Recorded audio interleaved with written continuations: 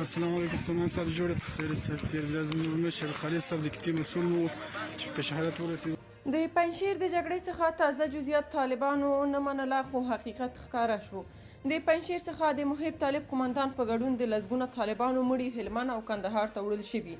جزئیات هم د ویډیو کې وګورئ او چینل سبسکرایب کړئ. د څو ورځو راهیسې پنجشیر کې د مقاومتیانو او طالبانو ترمنځ سختې جګړې روانې دي، کله چې ځایي سرچینو مقاومتیانو د لسګونه طالبانو د وژل کېدو او پنجشیر ته د طالبانو تازه دمو ځواکونو او هوایي قواو رسېدو خبر ورکړ.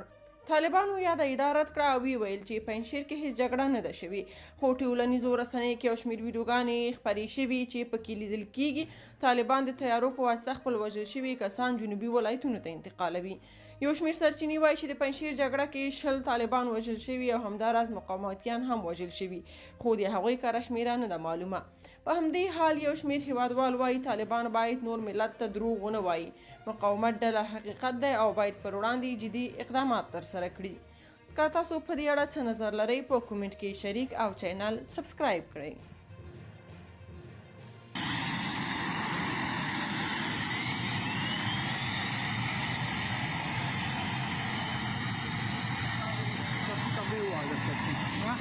Kamu